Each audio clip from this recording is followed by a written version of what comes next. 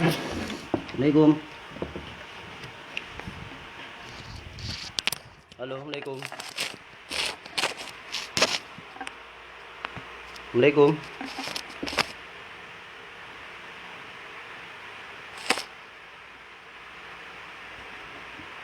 Assalamualaikum. Halo.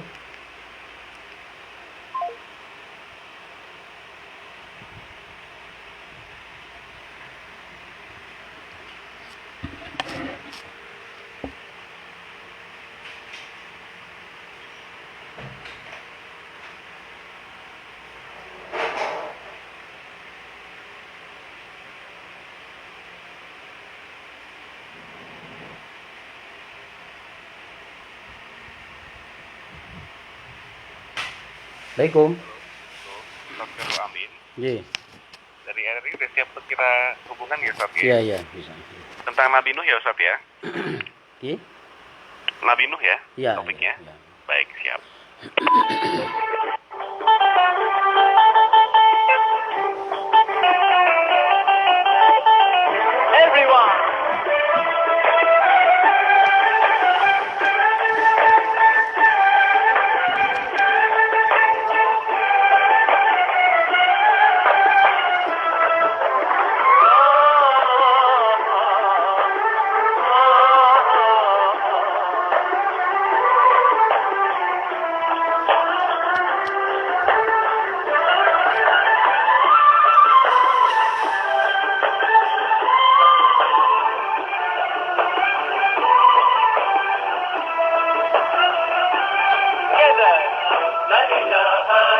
Anda masih bergabung bersama dengan kami pendengar di Religi Pagi untuk edisi hari ini ya. Dan pagi hari ini kita akan coba obrolkan atau angkat topik terkait dengan kisah Nabi Ulul Azmi, Nabi Nuh alaihissalam. Pendengar Anda bisa bergabung ya. Nanti saya akan buka line telepon dan juga line SMS dan juga WhatsApp. Tapi sekarang akan saya sapa dulu Ustadz yang akan memberikan kita kultum pagi hari ini.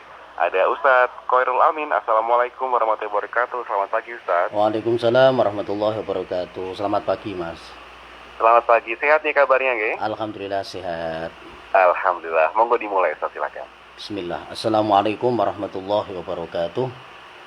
Bismillahirrahmanirrahim. Alhamdulillahirabbil alamin wa bihi nasta'inu ala umuri dunya waddin.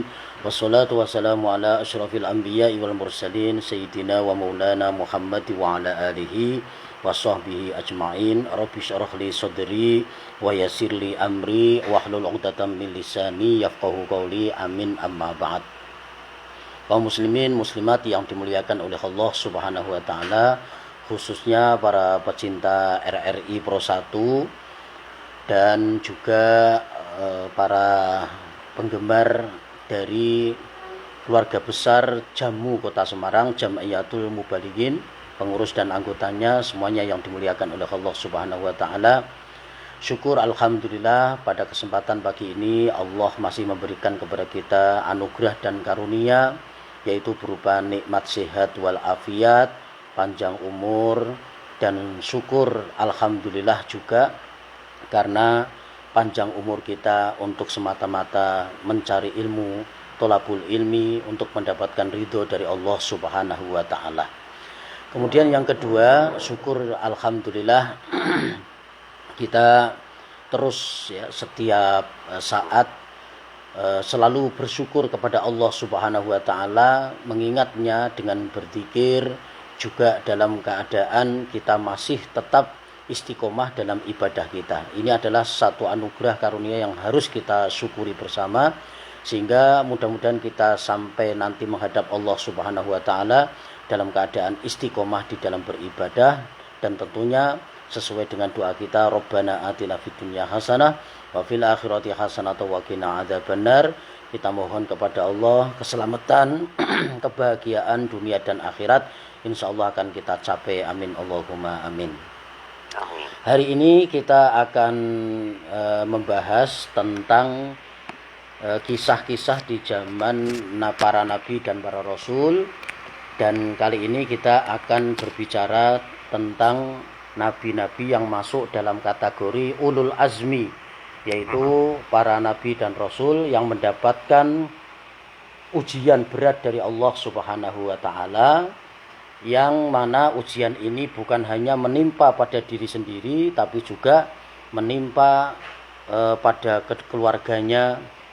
Ujian ini bukan ujian secara fisik saja tapi juga secara mental, sehingga boleh jadi bahwa para nabi dan rasul ini walaupun menjadi kekasih Allah, akan tetapi justru ujian lebih berat daripada kita sebagai manusia biasa. Kenapa demikian?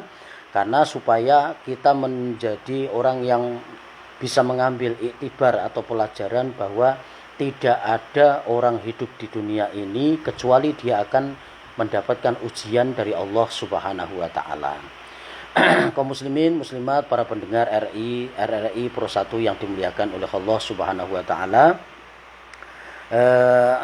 Untuk memulai kisah tentang Nabi Nuh ini, saya kisahkan ini karena Nabi Nuh ini adalah nabi dan rasul, atau rasul yang pertama ya. Jadi Nabi Nuh ini sebetulnya sebelumnya sudah ada Nabi Adam, ada Nabi Idris, dan masih ada mungkin nabi-nabi yang tidak diceritakan di dalam Al-Quran ya, karena semua nabi itu jumlahnya 124.000 nabi. Jadi yang diceritakan itu adalah para nabi dan rasul yang memang sudah dikehendaki oleh Allah untuk diceritakan di dalam Al-Quran. Di sini kita sampaikan bahwa Nabi Nuh itu adalah rasul yang pertama kali ya. Jadi kalau Nabi Adam itu adalah nabi yang pertama, tapi wafi riwayatin ada yang mengatakan Nabi Adam itu bukanlah rasul, karena pertama kali beliau diperintahkan oleh Allah untuk menyebarkan kalimat tauhid itu untuk keluarganya, untuk anak dan keluarganya. Sehingga yang sangat populer biasanya itu cerita tentang Qabil dan Habil. Akan tetapi di masa Nabi Nuh alaihi salam, disinilah kerasulan daripada nabi, yaitu ada di Nabi Nuh alaihi salam. Jadi sebetulnya rasul yang pertama itu adalah Nabi Nuh alaihi salam. Diceritakan dalam satu kisah bahwa di dalam surah Hud ya, mulai dari ayat 36 kita mulai, a'udzubillahi minasyaitonirrajim, wa uhiya ila nuhin annahu la yu'mina min qaumika illa man qad amana fala tabda'is bima kanu yaf'alun. Dan diwahyukan kepada Nuh bahwasanya sekali-kali tidak akan beriman di antara kaummu kecuali orang-orang yang telah beriman saja. Karena itu janganlah kamu bersedih hati dengan apa yang selalu mereka kerjakan. Ayat ini memerintahkan kepada Nabi Nuh supaya tetap berdakwah walaupun nanti yang mengikuti Nabi Nuh hanya sedikit. Kalau kita melihat dari kisah beliau itu ternyata hanya 80 orang. Dari umur beliau 950 tahun, bayangkan ya, nabi-nabi dulu, rasul-rasul dulu itu panjang usia ya, Ustaz, ya. Panjang usia. Nabi Adam 1000 tahun, Nabi Nuh 950 tahun. Jadi menangi anak, putu, buyut, canggah, wareng, mungkin sampai udek-udek siwur gitu ya. Udek-udek gantung siwur istilahnya itu ya. Karena umurnya panjang-panjang ya. Nah, ketika Nabi Nuh alaihi salam diberikan umur yang sangat panjang sampai 950 tahun, diperintahkan oleh Allah, pokoknya bosen rak bosen tetap harus dakwah gitu ya. Jadilah ini hidup ini memang pokoknya kita sami'na wa ata'na oleh Allah, tapi insya Allah dengan kita ini taat nurut dengan Allah, nanti insya Allah endingnya itu akan menghasilkan sesuatu yang baik. Nabi Nuh itu ketika berdakwah umur beliau sampai 950 tahun itu hanya mendapatkan 80 orang saja. Maka di sini dikatakan wa uhiya ila nuhin annahu la yu'mina min qaumika illa man qad amana fala tabta'is bima kanu yaf'alun. Surat Hud ayat 36. Dan diwahyukan kepada Nuh bahwasanya sekali-kali tidak akan beriman di antara kaummu kecuali orang-orang yang telah beriman saja. Ya jumlahnya hanya 80 orang itu. Wasna'il fulka bi ayunina wa wahyina wa la tukhadibni fil ladzina zalamu innahum mughraqun. Dan buatlah bahtera itu dengan pengawasan dan petunjuk wahyu kami. dan janganlah kamu bicarakan dengan aku tentang orang-orang yang dolim itu. Sesungguhnya mereka itu akan ditenggelamkan. Karena mereka itu sampai puluhan tahun bahkan ratusan tahun tidak mau beriman kepada Allah dan Nabi Nuh, tidak mau mengikuti ajaran yang benar, mereka sama bergudul ya, orang Jawa mengatakan itu berbuat maksiat juga. Maka ketika Nabi Nuh sebagai utusan Allah, sebagai Rasul turun untuk memberikan nasihat kepada mereka dan mereka tidak mau menerima, maka Nabi Nuh alaihissalam diperintahkan oleh Allah Subhanahu wa taala untuk membuat kapal ya. Bahtera ya, Ustaz, bahtera, ya. Kapal besar ya. Kapal yang besar ya. Kalau yang kecil namanya perahu. Nah, ini kenapa? Ya, kenapa diperintahkan untuk membuat kapal besar ya? Karena nanti akan terjadi banjir yang sangat besar. Maka di ayat 38, wa yasnaul fulka wa kullama marra alaihi mala'um min qaumihi sakhiru min qala in tasharum minna fa inna nasharu minkum kama tashurun. Dan mulailah Nuh membuat bahtera, dan setiap kali pemimpin kaumnya berjalan melewati Nabi Nuh, mereka mengejeknya. Berkatalah Nuh, jika kamu mengejek kami, maka sesungguhnya kami pun mengejekmu sebagaimana kamu sekalian mengejek kami. Jadi Nabi Nuh alaihissalam pokoknya diperintahkan oleh Allah untuk membuat bahtera, kapal yang begitu besar. Dan ternyata membuat kapal ini ternyata tidak mudah pada zaman Nabi Nuh alaihissalam, karena tidak ada pohon, tidak ada kayu. Maka nggak ada alat potong juga ya sampai zaman segitu ya. Belum siap apa-apa. Ya, jadi kalau mau buat bahtera pada saat itu ya diperintahkan oleh Allah untuk menanam pohon dulu. Ada yang mengatakan pohon itu adalah arok ya. Arok itu ya pohon yang sekarang itu kayunya itu buat siwak ya. Kalau kita pergi haji umroh biasanya kita dapat oleh-oleh kayu irok atau arok. Itu adalah kayu yang biasa buat siwakan itu. Itu ada yang mengatakan bahwa itu adalah kayu yang dibuat oleh Nabi Nuh dengan kapalnya itu. Nah dulu itu nandur dulu ya, jadi tanam pohon, nanti pohonnya ditunggu ya ratusan tahun, itu baru kemudian tumbuh besar, kemudian ditebangi, baru kemudian dibikin kapal. Subhanallah. Lama juga ya Ustaz kalau dipikir-pikir zaman sekarang. Lamanya gitu ya, sampai segitunya. Subhanallah. Inilah perjuangan para nabi dan rasul itu seperti itu. Nabi Nuh dengan sabarnya menunggu perintah Allah.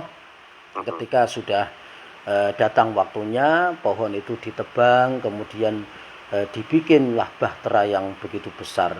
Dan di situ diejek oleh umatnya Nabi Nuh ya. Bagaimana mungkin kau bikin kapal di tengah padang pasir seperti ini, kata kaumnya. Ya, jadi diejek oleh kaumnya sendiri, luar biasa. Jadi karena belum tahu padang pasir, kok ada orang bikin bahtera atau kapal. Nanti bagaimana, buat apa? Dianggap orang gila. Fasaufa ta'lamuna may ya'tihi 'adzabu yukhzihi wa yakhillu 'alaihi 'adzabun muqim. Kelak kamu akan mengetahui siapa yang akan ditimpa oleh azab yang menghinakan dan yang akan ditimpa azab yang kekal. Hatta idza jaa amruna wa faratan nuru qul nahmil fiha min kullin zawjayn itsnaini wa ahlaka illa man qad sabaqa 'alaihi alqawlu wa man ma amana ma'ahu illa qalil. Hingga apabila perintah kami datang dan dapur telah memancarkan air. Jadi gini, dulu itu Nabi Nuh itu bikin kapal, itu sudah saatnya dia itu harus naik kapal. Itu kapan? Itu tandanya adalah kalau dapur sudah memancarkan air. Dapur dari Nabi Nuh itu kalau sudah memancarkan air, maka itu saatnya di mana Nabi Nuh itu naik di kapal itu. Jadi bukan air di lautan atau tanda hujan atau tanda apa, angin atau apa, tidak. Tapi tandanya akan datang banjir yang besar itu adalah ketika istilah orang Jawa itu kendile Nabi Nuh itu memuncratkan ya, memancarkan air itu sebagai tanda bahwa sebentar lagi akan datang banjir yang begitu bandang. Tapi banjirnya itu dari badai apa dari kendil tadi itu, Ustaz? Ya, ini kita sampaikan dulu ya ayatnya. Oh, ya, Muatkanlah ke dalam bahtera itu dari masing-masing binatang sepasang jantan dan betina dan keluargamu kecuali orang yang telah terdahulu ketetapan terhadap orang-orang yang beriman dan tidak beriman bersama dengan Nuh itu kecuali hanya sedikit saja. Jadi itu sebagai tanda supaya Nabi Nuh dan kaumnya yang sudah beriman itu naik ke atas kapal itu adalah ketika kendil itu tadi ya, kendilnya dapur sudah memancarkan air itu sebagai tanda Nabi Nuh harus naik ke atas kapal. Tapi banjirnya tentunya dari hujan ya. Berarti sebelum hujan itu udah ada tandanya Ustaz ya, supaya bisa bersiap-siap mungkin ya. Itu Nabi Nuh itu sebelum hujan deras itu sudah naik ke kapal dulu ya. Dengan apa? Dengan para pengikutnya termasuk yang 80 orang itu dan juga binatang ternak satu pasang. Baik, ada penelpon kita coba angkat dulu ya Ustaz ya. Assalamualaikum, religi pagi, selamat pagi. Waalaikumsalam, selamat pagi Mas Aldi. Selamat pagi Pak Yarto, silahkan Pak, ada pertanyaan? Iya, Assalamualaikum Pak Ustadz. Waalaikumsalam warahmatullahi. Iya, sesuai dengan topik tadi, kisah Nabi Amin atau Nabi Nuh alaihissalam. Saya tertarik surat Hud nomor 36 supaya Nabi Nuh berdakwah, apalagi umurnya 950 tahun ya Pak ya. Iya. Nah ini kan sebenarnya keturunan Tumareh itu Pak. Tumareh itu keturunan sampai 18 turunan gitu ya. Iya. Nah, sejarah Nabi Nuh kita implementasikan pada kita semua, kehidupan telah cukup adil bagi kita. Jika kita gagal, pasti ada kesempatan lain yang datang tanpa kita sadarikan itu. Namun Bapak, sebagian orang mengatakan kesempatan hanya datang satu kali.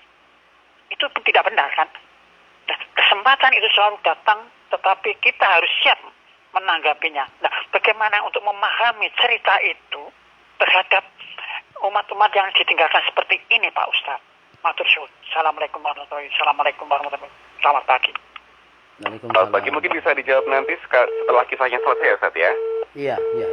Boleh, silakan Ustaz. Jadi kita lanjut terlebih dahulu ya. Jadi setelah Nabi Nuh sudah selesai membuat kapal dan kemudian Nabi Nuh diperintahkan untuk naik ke kapal itu, semua sudah naik dan juga termasuk sepasang binatang-binatang yang ada pada saat itu. Kenapa binatang juga naik? Karena supaya tidak putus ya populasinya. Jadi artinya supaya nanti binatang-binatang ini juga masih beranak pinak di atas kapal. Ya, jadi kalau sudah punah semua, nanti malah nggak ada binatang sama sekali. Nah, ini perintah Allah juga ya. Sepasang binatang itu diperintahkan untuk naik semua ke atas kapal Nabi Nuh ya, supaya nanti juga tetap berlangsung kehidupan di dunia ini semua di antara gitu ya, manusia dan binatang-binatang juga, betul. Nah, kemudian ketika sudah naik di atas kapal semua, maka turunlah hujan yang sangat dahsyat dan ini tidak pernah ada sepanjang masa sampai sekarang, kecuali pernah terjadi di zaman Nabi Nuh alaihissalam, di mana hujan tidak reda-reda dan sampai kemudian menaikkan semua air ini sampai menenggelamkan bangunan-bangunan yang ada, bahkan sampai gunung pada saat itu tenggelam juga. Ketika anak dan istri Nabi Nuh alaihissalam di atas bukit atau gunung itu, maka berkatalah Nabi Nuh alaihissalam, ya bunayyarkam ma'ana wala takum ma'al kafirin, ya. Dan ketika bahtera itu berlayar membawa mereka dalam gelombang laksana gunung, Nabi Nuh memanggil anaknya, sedang anaknya itu berada di tempat yang jauh terpencil. Jadi di atas gunung terpencil di pojok gitu ya, yang paling tinggi. Maka beliau Nabi Nuh berkata, wahai anakku, naiklah ke kapal bersama kami dan janganlah kamu berada bersama orang-orang yang kafir. Tapi apa kata anaknya Nabi Nuh, yaitu Kan'an? Qala sa'awi ila jabali ya'simuni minal ma'. Anaknya menjawab, aku akan mencari perlindungan ke gunung yang dapat memelihara dari air yang besar ini. Maka Nabi Nuh berkata, qala la asimal yauma min amrillahi illa marrahim wa hala bainahumal mauju fakana minal mughraqin. Nabi Nuh berkata, tidak ada yang melindungi hari ini dari azab selain Allah Subhanahu wa taala yang Maha Penyayang, dan gelombang menjadi penghalang antara keduanya, maka jadilah anak itu termasuk orang-orang yang ditenggelamkan. Ternyata Nabi Nuh masih berkeinginan supaya anaknya itu kembali.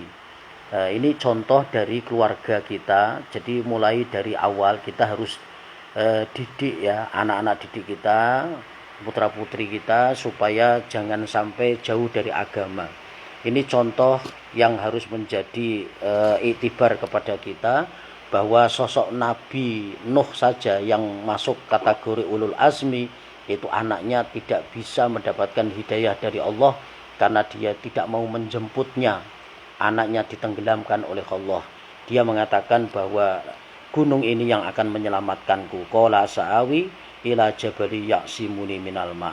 Ternyata air selalu naik, terus makin naik sampai menenggelamkan gunung. Ini sampai berbulan-bulan ya, ada yang mengatakan 6 bulan, ada yang mengatakan 8 bulan. Ini sampai berbulan-bulan di atas kapal Nabi Nuh dan para pengikutnya, sampai kemudian berhenti di Bukit Judi. Pada saat berhenti di Bukit Judi itulah akhir dari banjir bandang di masa Nabi Nuh alaihi salam. Dan mulai dari 80 orang itulah kemudian beranak pinak ya, sampai dzurriyyah kepada para nabi dan rasul selanjutnya. Jadi sebelum Nabi Nuh alaihi salam, selain dari yang 80 itu semuanya sudah mati semua, kecuali yang 80 beriman ini. Jadi sebetulnya awal-awal yang 80 orang ini semuanya beriman. Jadi sebetulnya kita ini dari keturunan orang-orang baik yang ya. beriman tadi. Ya, karena 80 orang itu kemudian sampai ke bawah sampai kepada kita. Jadi sebetulnya kita ini adalah keturunan orang-orang baik ya, karena dari awalnya adalah dari 80 orang di masa Nabi Nuh alaihi salam yang sudah beriman itu. Nah, pelajaran saya punya banyak pertanyaan seputar Nabi Nuh, tapi kita harus jeda sejenak ya Ustaz ya. Gitu. Sekaligus juga kita juga undang para pendengar untuk bisa bergabung lewat telepon, boleh pendengar 0248316686 atau juga bisa lewat SMS dan juga WhatsApp 0816666886. Kita akan kembali lagi di Religi Pagi setelah yang satu ini. Ingat ibu pakai maskermu, cuci tangan pakai sabun, jangan sampai tertular. Ingat selalu pesan ibu, jaga jarakmu, hindari kerumunan, jaga keluargamu.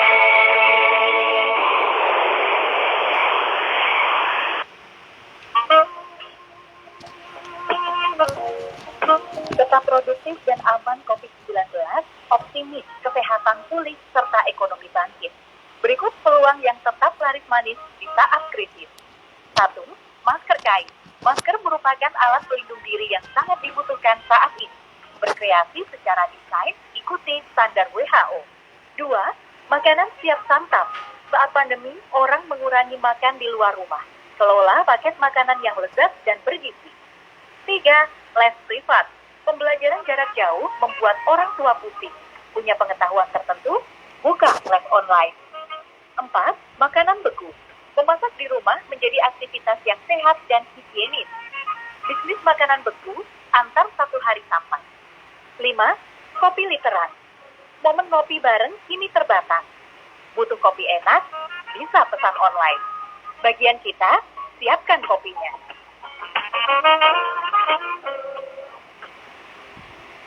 Anda masih bersama kami, Pro 1 RRI Semarang, kanal inspirasi.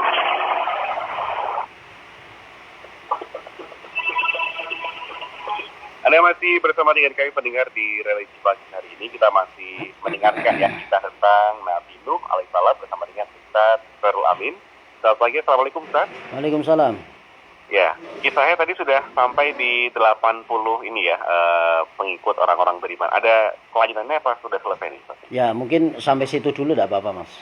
Boleh. Nah, ini tadi sempat ada yang bertanya juga Pak Yarto ya, Ustaz ya. Ya. Nah, apa sih yang bisa kita maknai dari kisah Nabi Nuh yang mungkin sudah berusia ratusan tahun, tiba-tiba mendapatkan hidayahnya dan juga harus berkorban keluarganya sendiri nih, Ustaz nih ya, malah Iya. tidak mengikuti dia gitu, Ustaz.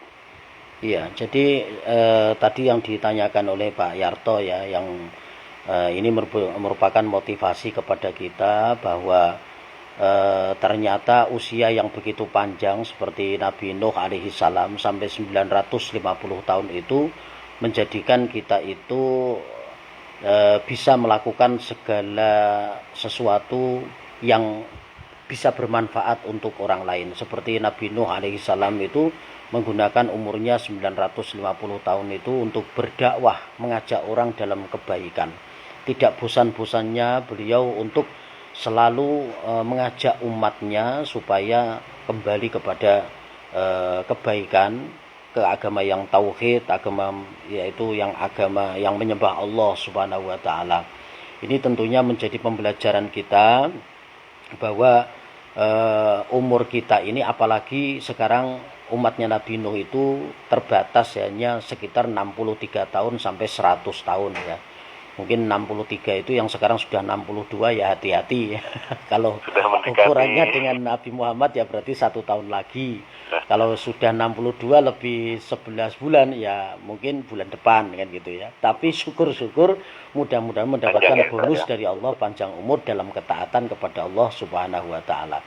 Jadi pembelajaran dari kisah Nabi Nuh ini banyak sekali ya. Jadi yang pertama tentang panjangnya usianya umur Nabi Nuh alaihi salam, ini menjadikan kita itu bersyukur kepada Allah ya, kita yang diberikan oleh Allah walaupun umur kita itu contoh dari Nabi itu tidak sampai 100 tahun itu, tapi kita mendapatkan di mana ada malam-malam tertentu atau waktu-waktu tertentu yang istimewa untuk kita, yang tidak pernah diberikan oleh Allah kepada sebelumnya, kepada sebelum Nabi Muhammad, sebelum umatnya Nabi Muhammad, yaitu malam Lailatul Qadar misalnya, malam 1000 bulan ya, 1000 bulan itu ya sekitar 83 tahun.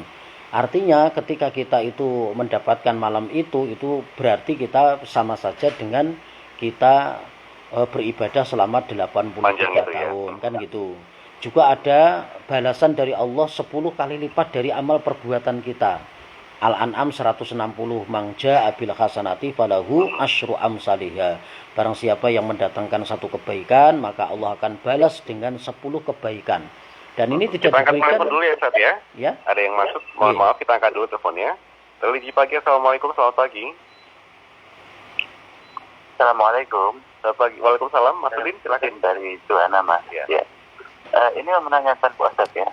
Apakah agamanya nabi-nabi sebelum Rasulullah itu juga Islam? Artinya Islam dalam arti yang sekarang ini Pak Ustaz. Karena ada yang mengatakan bahwa Islam itu dibawa oleh Rasulullah sekarang ini dengan Muhammad. Apakah agama nabi-nabi terdahulu itu Islamnya juga sama seperti Islam yang sekarang? Artinya ada yang mengatakan juga bahwa agama Nasrani dan Yahudi juga termasuk agama Allah yang turunkan kitab-kitab kepada nabi-nabi mereka. Nah, ini mohon penjelasan mengenai agama para nabi-nabi Allah sebelum eranya Rasulullah ini Pak Ustaz. Terima kasih. Assalamualaikum. Waalaikumsalam. Terima kasih Mas Udin, monggo Ustaz, silakan. Iya. Jadi agama para nabi dan rasul sebelum Nabi Muhammad itu ya agamanya tauhid. Agama tauhid itu ya sama seperti kita agama Islam. Cuman untuk kalau agama kita Islam itu disematkan itu mulai Nabi Muhammad Shallallahu Alaihi Wasallam. Tapi sama sebetulnya mengajarkan, ya mengajarkan kepada ketauhidan bahwa la ilaha illallah, ya tiada Tuhan selain Allah, ya agama tauhid. Sebetulnya Islam pun juga agama tauhid, ya. Jadi kalau dulu itu orang-orang ahlul kitab misalnya yang diterangkan oleh Allah di dalam Al-Quran, ahlul kitab, orang-orang yang ahli kitab Taurat, Zabur, Injil itu sebetulnya yang masih berpedoman pada kitab-kitab itu yang asli itu ya sama seperti kita, yaitu menyembahnya Allah. Cuma di belakangnya kalau kita Muhammadur Rasulullah maka dulu sesuai dengan nabinya. Jadi kalau Nabi Nuh ya asyhadu an la ilaha illallah Nuh Rasulullah. Kalau Nabi Musa ya asyhadu an la ilaha illallah Musa Rasulullah. Nah, kalau Nabi Ibrahim ya asyhadu an la ilaha illallah Ibrahim Rasulullah, dan sampai kepada kita asyhadu an la ilaha illallah Muhammadur Rasulullah, asyhadu anna Muhammadar Rasulullah. Jadi terlepas dari nama itu yang jelas agamanya sama, yaitu menyembah kepada Allah dan Rasulnya ya sudah mempunyai Rasul sendiri-sendiri. Tapi tetap satu agamanya, yaitu menyembah kepada Tuhan yang satu, agama tauhid ya, agamanya agama tauhid, yaitu mengesahkan Allah. Ya, sehingga ketika Nabi Ibrahim alaihissalam itu dawuh wala tamutunna illa wa antum muslimun, kalian semua jangan mati kecuali dalam keadaan muslim. Itu artinya muslim itu berserah diri kepada Allah.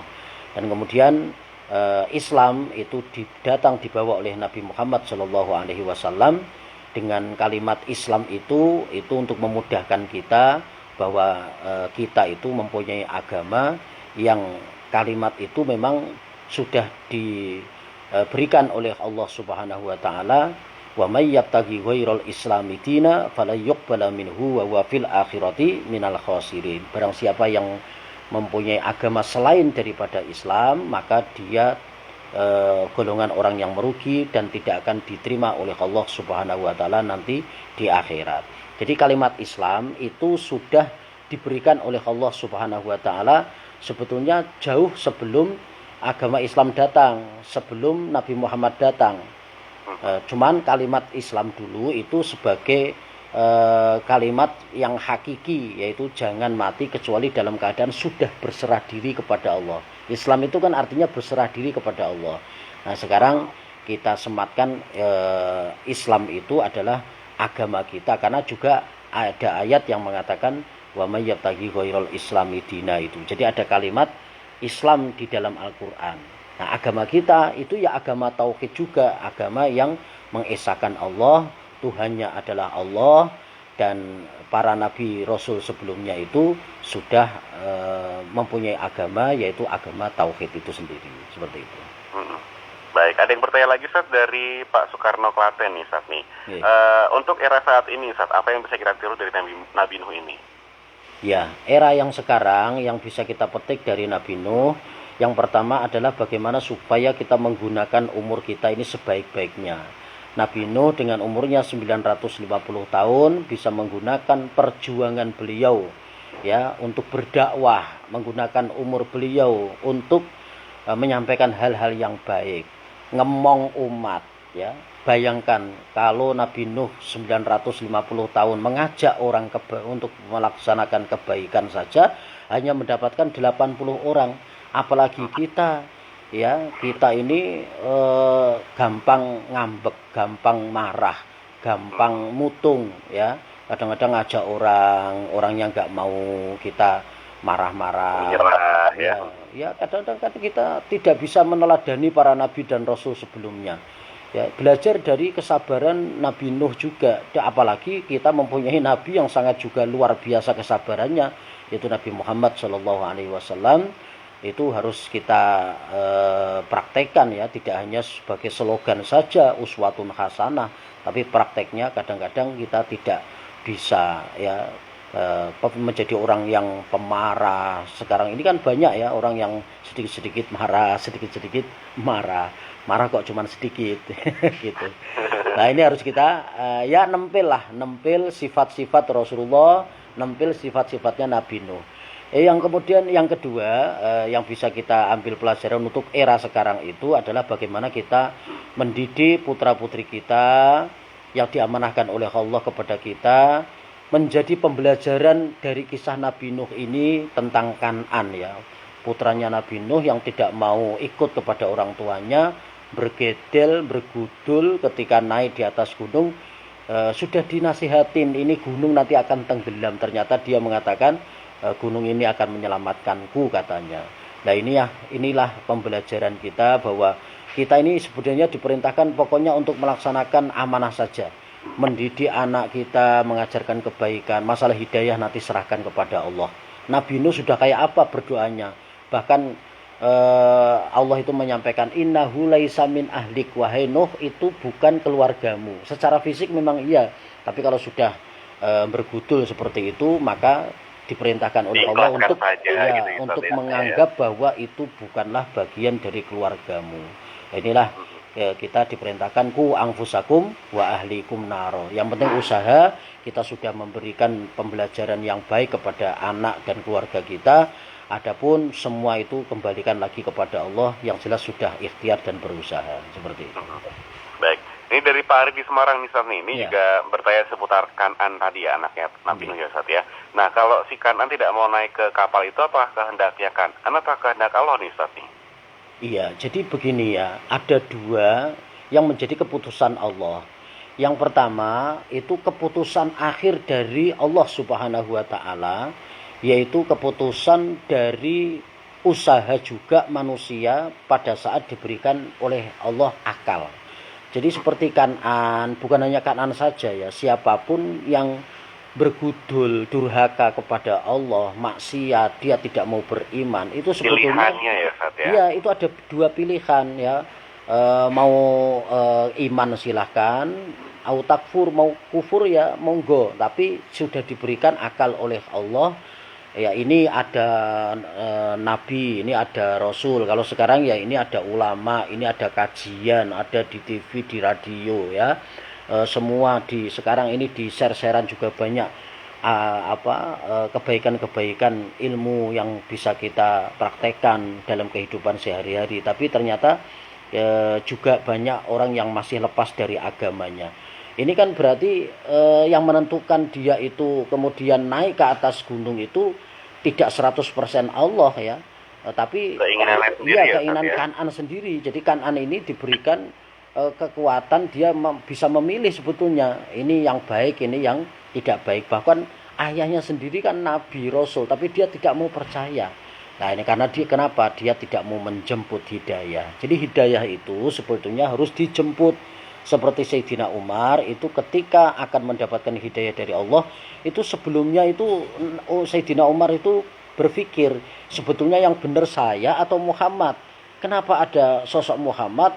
Ada kitab itu kitab apa? Ya, diteliti. Ternyata ketika dibaca oleh adiknya Hafsah, Toha ma anzalna 'alaikal Qur'ana litashqa illa tadhkiratan liman yakhsha tanzilan mimman khalaqal arda was samawati ula. Ternyata bergetarlah Sayyidina Umar dan kemudian mengatakan ini bukan ciptaan manusia. Tidak ada satupun orang yang bisa mengarang atau membuat sastra yang demikian hebat. Nah, inilah karena Sayyidina Umar menjemput. Jadi akhirnya klop antara hidayah dengan usaha kita. Seperti itu. Baik, nah kalau bisa dimaknai juga sekarang ini mungkin di masa-masa pandemi ya Ustaz, yang juga kita tuh kadang kebingungan Ustaz untuk menentukan mana yang harus kita dengarkan, mana yang harus kita ikuti, mana yang seolah-olah juga membingungkan Ustaz. Nah, di masa seperti saat ini Ustaz, di mana sudah kondisi alamnya sudah juga rusak juga, ada pandemi. Nah, cara kita untuk memilih pemimpin yang baiknya seperti apa sih Ustaz? Iya. Jadi sebetulnya negara ini kan sudah ada yang mengatur ya, dan mereka tentunya juga sesuai dengan ahlinya. Kita husnudzon saja, pemimpin kita ini semuanya juga diwakili oleh kita dari para anggota dewan, dan semuanya juga tentunya juga orang-orang hebat ya. Tidak mungkin mereka berada di sana kecuali mereka itu adalah orang yang berilmu. Sudah tentu mereka orang-orang yang ada di dewan, kemudian di atasan sana itu menjadi pemimpin kita, itu tentunya mereka punya ilmunya, dan semua ini sedang diatur ya. Seperti pandemi saat ini masih ada yang mengatakan hoax. Bayangkan ya, 128 negara lebih ya terdampak, ada yang terpapar corona di dunia ini. Masih ada orang yang nggak percaya akan virus corona. Misalnya ada teori konspirasi misalnya, itu kan hanya oknum itu ya, sebagian, tapi yang jelas ini ada wujud itu ya, wujud, ada korbannya juga ada korbannya juga begitu banyak ya. Cuman ini sedang diatur. Maka dalam mensikapi seperti ini ya, satu kesabaran dari Nabi Nuh ini harus kita praktekkan. Begitu banyak ujian saat ini di negeri kita, bahkan di seluruh dunia, itu menjadi praktek kesabaran kita. Jadi kesabaran kita ketika sebelumnya kita ucapkan sing sabar, itu prakteknya adalah sekarang ini. Ya, ketika ngomong sabar itu adalah ketika musibah belum datang. Tapi kalau musibah datang, itu baru kesabaran itu kita praktekkan. Jadi saat ini yang paling harus lebih menonjol itu adalah kesabaran dan juga rasa syukur kepada Allah. Ngene-ngene alhamdulillah, walaupun ada pandemi kita masih diberikan sehat oleh Allah, masih bisa makan, minum, masih bisa menikmati indahnya dunia. Sudahlah, disyukuri saja dan disabar-sabar. Tidak ada ujian yang tidak lepas. Semuanya nanti akan lepas dan semuanya manusia nanti akan kembali ke new normal kembali, insya Allah. Baik, ada penelpon, sepertinya kita angkat dulu. Religi Pagi, Assalamualaikum, selamat pagi. Waalaikumsalam, selamat pagi. Dari Pak siapa ini, Pak? Dari Pak Min di Rembang. Monggo Pak Min, silahkan pertanyaannya. Ini Pak Ustadz, Yeah. ini membicarakan masalah Nabi. Nabi Yusuf itu bukan termasuk Rasul ya. Itu yang pertama. Yang kedua, ada surat Yusuf. Yang ketiga, itu ada doa Sulaiman. Terus yang terakhir ini, masalah Nabi Nuh ini, apa yang kita harus kenang selain doa-doanya Nabi kedua tadi. Jadi, Assalamualaikum warahmatullahi wabarakatuh. Waalaikumsalam Pak Min, terima Waalaikumsalam kasih. warahmatullahi wabarakatuh. Sosok Yusuf ini bukan Rasul ya Ustaz ya, atau seperti apa nih? Nabi saja apa seperti apa? Ya, yang pertama yang ingin kita sampaikan bahwa salah satu yang harus kita kenali, yang harus kita tahu itu bahwa ada 25 nabi dan rasul yang menjadi pilihan Allah. Dari yang 25 itu ada yang nabi, ada yang rasul. Yang rasul pun masih dipilih lagi oleh Allah ulul azmi, yaitu ada 5. Ya, Nabi Nuh ini termasuk bagian daripada ulul azmi, disingkat dengan Nimim. Nimim itu adalah 5 nabi yang mendapatkan ujian berat dari Allah. Nabi Nuh, Nabi Ibrahim, Nabi Musa, Nabi Isa, dan Nabi Muhammad SAW. Nabi Yusuf tadi yang ditanyakan apakah nabi saja ataukah rasul. Nabi Yusuf termasuk rasul. Ya, jadi Nabi Yusuf itu bukan hanya nabi saja tapi juga rasul. Beliau itu adalah putra dari Nabi Yakub alaihissalam. Beliau mendapatkan ujian dari Allah sampai kemudian masuk ke dalam penjara. Beliau terfitnah walaupun dinyatakan tidak bersalah, tapi untuk memberikan pembelajaran supaya kita hati-hati. Nabi Yusuf pun akhirnya dipenjara ya pada saat itu. Dan nanti kapan-kapan kita akan lanjutkan kisah lagi, itu ya, mungkin ya. Ini hanya cuplikan saja. Jadi intinya ketika ditanyakan Nabi Yusuf ini termasuk nabi saja atau rasul, beliau juga rasul ya, mempunyai umat yang beliau menyampaikan kebaikan-kebaikan ini. Bedanya apa nabi dan rasul? Kalau nabi itu ketika mendapatkan wahyu tidak harus disampaikan kepada umatnya, kepada kaumnya, kepada masyarakatnya. Dipek dewe itu kalau nabi. Tapi kalau rasul ketika mendapatkan wahyu dari Allah wajib ada penelpon, kita coba angkat dulu saja. Mohon maaf, kita potong dulu. Religi Pagi, Assalamualaikum, selamat pagi. Pagi. Dari Ibu siapa ini? Ya, dari Ibu Mulyo Martono. Silakan Ibu Mulyo. Ya, Semarang aja mau tanya sama Ustadz. Yeah. Ya. Silakan Bu. Oh, nggih. Assalamualaikum Ustadz. Waalaikumsalam. Ini saya mau bertanya. Katanya kalau orang sakit mondok di rumah sakit, pulang dari rumah sakit hari Sabtu itu katanya tidak bagus. Itu atau tidak, fakta atau mitos. Sekian, terima kasih. Okay. Assalamualaikum warahmatullahi wabarakatuh. Waalaikumsalam. Nanti akan coba dijawab kalau waktunya cukup ya Ustaz ya. Kita selesaikan dulu yang terkait dengan topik ini. Tadi kan juga ada surat Yusuf, ada doa Sulaiman. Kalau Nabi Nuh, ini ada yang dikenang nih, tidak nih Ustaz? Mungkin dari sisi surat-surat itu seperti apa nih? Iya, memang ada para nabi dan rasul ini yang menjadi nama surat ya. Ada surat Yusuf, tapi tidak ada surat Sulaiman ya. Surat Nuh, ya, surat Nuh ada, surat Hud ada, kemudian surat Ibrahim juga ada, surat Muhammad juga ada. Memang Allah itu memberikan kelebihan-kelebihan kepada para nabi dan rasul dari beberapa sisi ya, dari beberapa sisi. Jadi sisi seperti Nabi Yusuf itu ya, ketampanannya kan seperti itu. Jadi ibaratnya misalnya bulan itu yang separuh dibelah menjadi dua, yang separuh itu untuk Nabi Muhammad SAW, yang seperempat untuk Nabi Yusuf, dan yang seperempat lagi dibagikan untuk semua manusia yang ada di dunia ini. Jadi yang seperempat itu dapat diberikan kepada Nabi Yusuf alaihissalam ini, baru seperempatnya saja itu menjadikan pada saat kisah Nabi Yusuf itu diceritakan kan, perempuan-perempuan itu melihat Nabi Yusuf itu seperti malaikat ya. Hadza malakun karim, ini adalah malaikat bukan manusia, saking tampannya Nabi Yusuf. Nah, separuh dari misalnya separuh dari bulan yang dibagi menjadi dua tadi ya, itu separuh itu adalah milik Nabi Muhammad SAW. Cuman bedanya apa? Nabi Muhammad ini tidak mendatangkan fitnah. Jadi wajahnya bagus, ganteng, tampan, tapi tidak mendapatkan ujian dalam urusan masalah ketampanan. Ya. Baik. Nah, singkatnya Ustaz, apakah benar mitos ada hubungannya hari Sabtu di rumah sakit dengan Islam ini, Ustaz? Baik. Jadi semua hari itu sebetulnya bagus ya, tidak ada hari sial ya. Sekali lagi tidak ada hari sial. Apalagi ada yang mengatakan kalau mau pulang dari rumah sakit itu jangan hari Sabtu. Nah, itu tidak benar.